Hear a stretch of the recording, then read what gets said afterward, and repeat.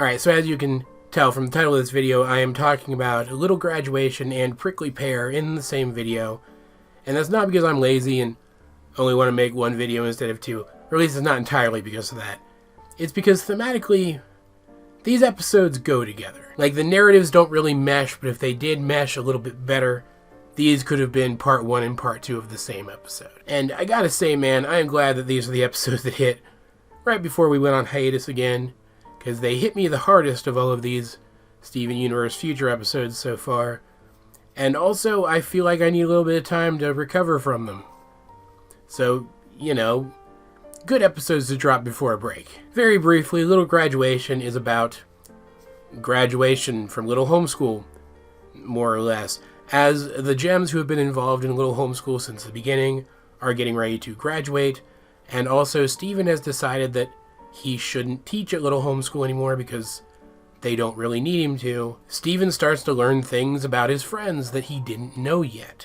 Things that we are left to assume he didn't know, in part because they were personal things that they weren't necessarily going to tell him, and also in part because he hasn't been talking to people lately. That was, of course, a thing from a recent previous episode, too. Turns out Sadie Killer is breaking up because a bunch of the members are going their own ways, and also Sadie isn't in that place anymore where she needs to vent through her music. She's in a much happier, healthier place. She and Lars are also done, and Sadie's been dating someone else, a character named Shep, who is extremely insightful and charming, and I like them a lot. And it looks like she and Shep are gonna start their own little two-man band, which I think is very nice, and I like their sound a lot. They got a song in the episode. And Lars, because his crew is graduating, is getting ready to go back into space and be Lars of the Stars again. He feels like that was him at his best, and so he wants to relive and further that experience. And Steven, as he tries to deal with all this, as he tries to deal with the fact that his friends aren't going to be there anymore, and also the fact that all this crept right up on him, he accidentally activates his super powerful weird shield thing that he used against White Diamond and traps them all and almost kills them all, of course, until he's able to work through his emotions enough to deactivate his powers and let them go. But we see in Prickly Pear that that's not the end of it. Steven, as a hobby, has taken up growing plants the old-fashioned way, when he can, and naming them after all of his friends so that there will be a version of his friends that can't leave him. Like, do I need to go into detail about how that's not a healthy response to this? Like, it's one thing to keep stuff around to remember your friends by, because, I mean, the message of Little Graduation was that they're always going to be friends, that they are going to keep in touch, they just won't see each other as often. And of course, even in situations like that, it's okay to keep stuff around to remember your friends by, but creating a little scenario where they never actually left you and they can't is just super unhealthy. Kid is not dealing with this in a healthy way. So when he accidentally brings a cactus, nicknamed Cactus Steven, to life, he starts piling all of these emotions on Cactus Steven, including the fact that he doesn't feel like he can talk to the gems about any of this. And Cactus Steven ends up mutating into a horrifying monster who screams all of Steven's secrets and attacks him, and then in the end, after Steven reconciles with it, it runs off to live its own life too, and now he doesn't even have Cactus Steven anymore. And it's remarkable to me that Little Graduation feels like it comes to a natural end, only for the next episode to come along and show us that Steven didn't actually learn the correct lesson from the ending of that episode,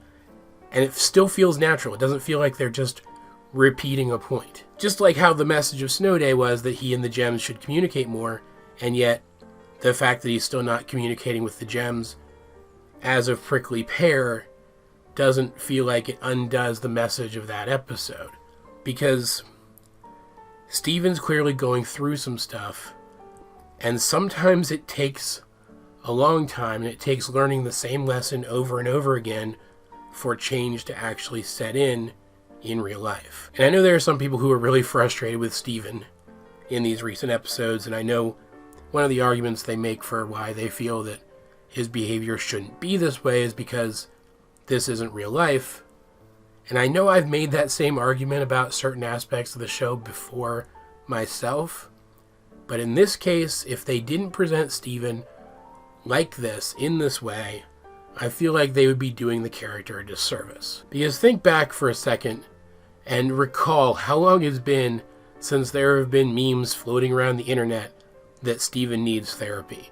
The kid's been through a lot and he hasn't had the chance to work through any of it. He's distracted himself by working through other people's problems, and now nobody needs him to do that for them anymore. He has no idea how to cope with these emotions in a healthy way, and he's not going to be able to move forward until he learns to do that. And this being a very anime-inspired show, him learning to do that is almost definitely going to come in the form of him having to overcome some massive external hardship which parallels his internal one. And maybe the reason that I'm being so easy on the characterization of Steven here, why I like it so much, is because I can relate so hard to Steven, especially in Little Graduation. I mean, I know I'm in no way unique in this regard, but I have felt everything that Steven felt in that episode. Above and beyond feeling frustrated that I didn't get to see something because it didn't happen within view of Steven's POV.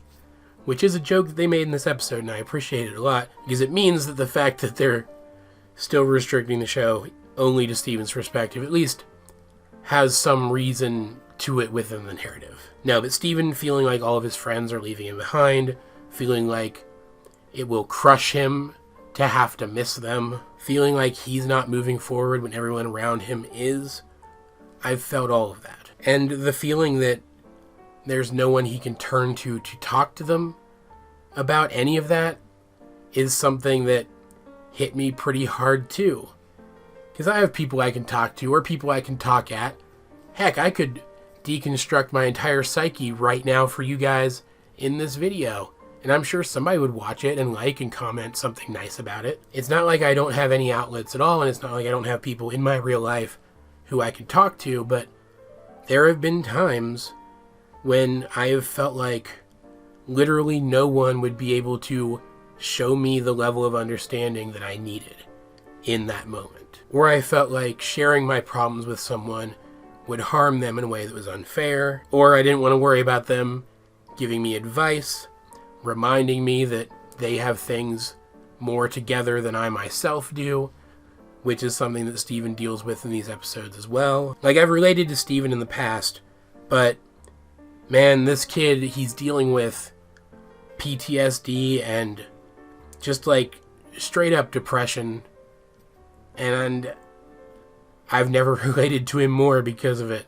And I don't know how exactly he's going to work his way through this, because those are issues of my own that I haven't entirely worked through for myself yet. And I gotta say, between what Steven went through in these two episodes and what he's gone through in all of the previous episodes of SU Future, I'm starting to form a real clear idea of exactly where the narrative is taking him. Like, I don't know exactly what form it's going to take in the show, if the giant wormy boy Steven theory is actually right or not, but I do definitely get the sense that one way or another, regardless of what form specifically it takes, Steven is going to reach a point where he simply cannot bottle this stuff up anymore, because he is a gem, or at least half gem, and when gems have powerful emotions, powers happen. Eventually, Steven's going to erupt, something's going to happen with his powers, and he's going to become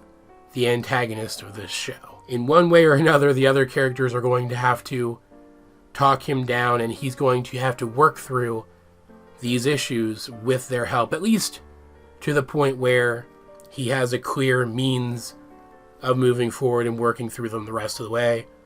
And frankly, I'm really interested to see how the crew plays that out, how exactly they handle writing that style of narrative. Because they've already shown that they can convey these sorts of emotions through their characters in a very accurate way, so I can't help but feel they have some plan to, for lack of a better term, turn Steven Universe Future, the entire series, into one big message show that helps teach people where to start making things better in those areas. Like, obviously the show isn't your therapist if you're somebody who feels yourself really identifying with Steven in these episodes.